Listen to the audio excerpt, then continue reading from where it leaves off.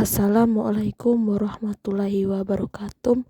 Halo teman-teman, kami dari kelompok 6 akan mempresentasikan hasil makalah kami yang bertema Elemen Kurikulum 2013, Kurikulum Darurat dan Kurikulum Merdeka. Di sini ada beberapa materi yang akan kita bahas pada hari ini, yaitu A. Standar proses kurikulum 2013, kurikulum darurat, dan kurikulum merdeka. Yang B. Standar penilaian kurikulum 2013, kurikulum darurat, dan kurikulum merdeka. A. Standar proses kurikulum 2013, kurikulum darurat, dan kurikulum merdeka.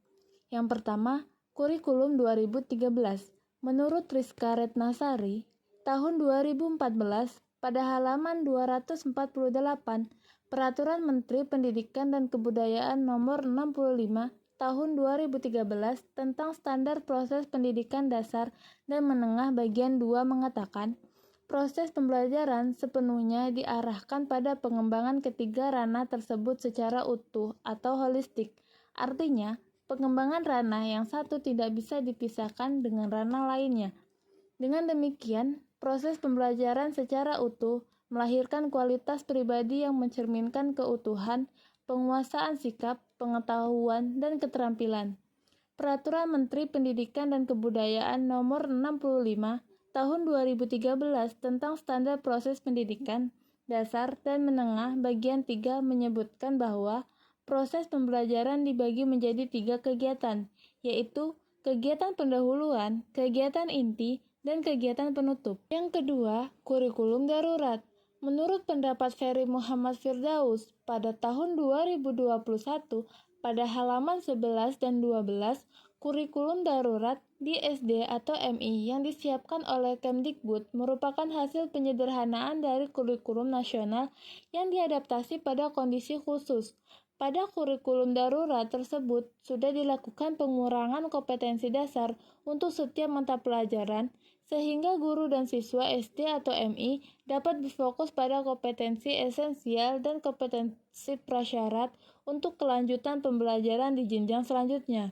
Selain itu, dalam implementasi kurikulum darurat di SD atau MI ini, Kemdikbud juga sudah menyediakan modul SD atau MI yang menjadi panduan dalam melakukan pembelajaran yang berisi rencana pembelajaran yang dilakukan secara mandiri oleh siswa dan pendamping, serta asesmen yang digunakan lebih menekankan penilaian diagnostik yang terdiri dari asesmen kognitif dan non-kognitif. Hingga ada kurikulum merdeka. Menurut pendapat Ade Tuti R. Rosa dan kawan-kawan, pada tahun 2022, pada halaman 4-6, standar proses kurikulum merdeka diatur dalam Peraturan Menteri Pendidikan, Kebudayaan, Riset, Teknologi Republik Indonesia Nomor 16 Tahun 2022 tentang standar proses pada pendidikan anak usia dini, jenjang pendidikan dasar, dan jenjang pendidikan menengah. Standar proses adalah kriteria minimal proses pembelajaran berdasarkan jalur, jenjang, dan jenis pendidikan untuk mencapai standar kompetensi lulusan. Standar proses meliputi A. Perencanaan pembelajaran, B. Pelaksanaan pembelajaran, dan C. Penilaian proses pembelajaran.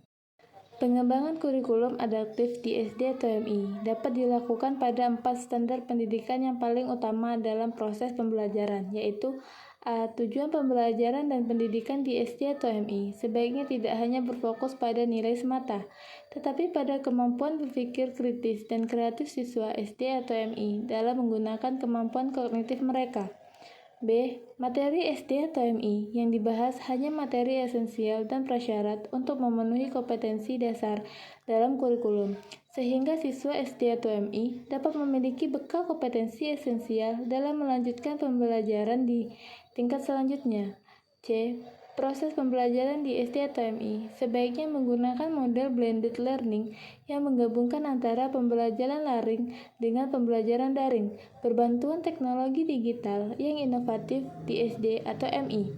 D. Evaluasi pembelajaran lebih mengutamakan evaluasi diagnostik untuk memfokuskan pada penyelesaian kesulitan siswa SD atau MI dalam belajar secara mandiri di era pandemi COVID-19.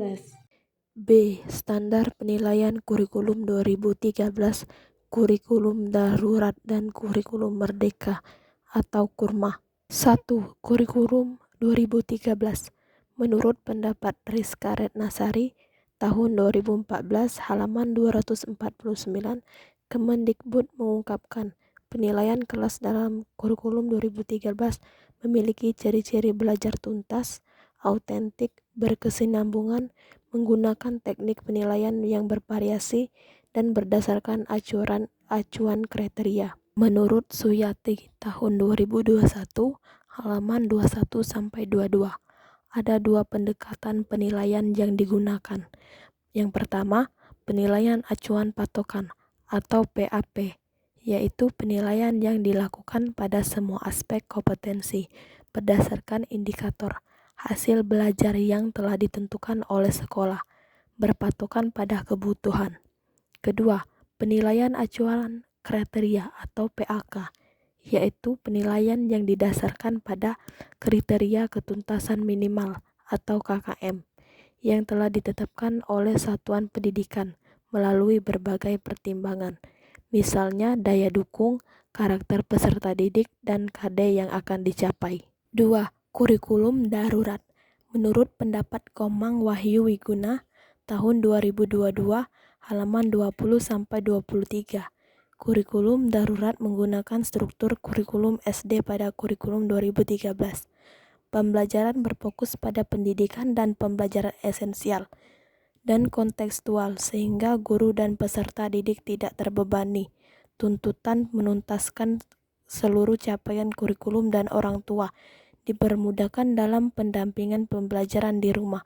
Standar penilaian kurikulum darurat yaitu penilaian formatif dan sumatif oleh pendidik, berfungsi untuk memantau kemajuan belajar, memantau hasil belajar, dan mendeteksi kebutuhan perbaikan hasil belajar, serta peserta didik secara berkesinambungan, menguatkan pelaksanaan penilaian autentik pada setiap mata pelajaran.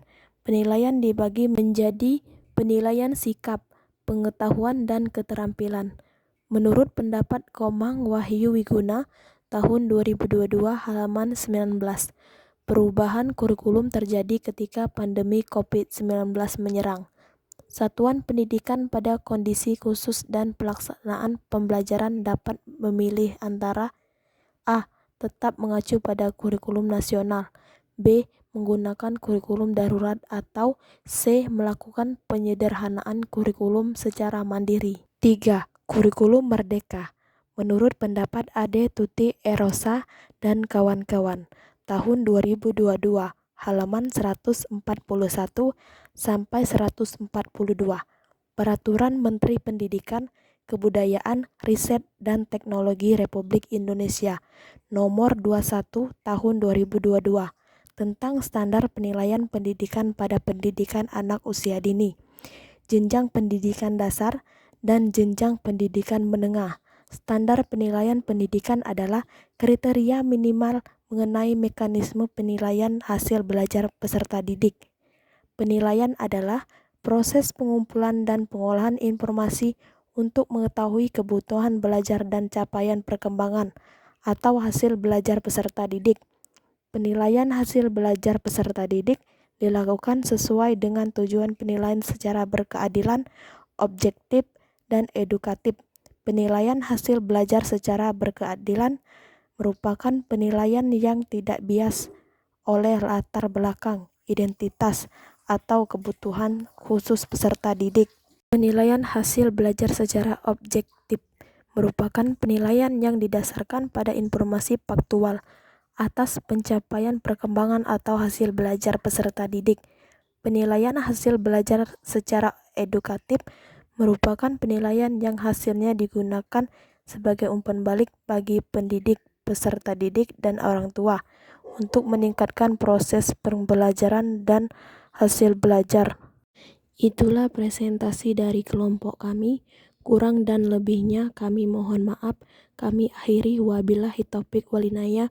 Wassalamualaikum warahmatullahi wabarakatuh.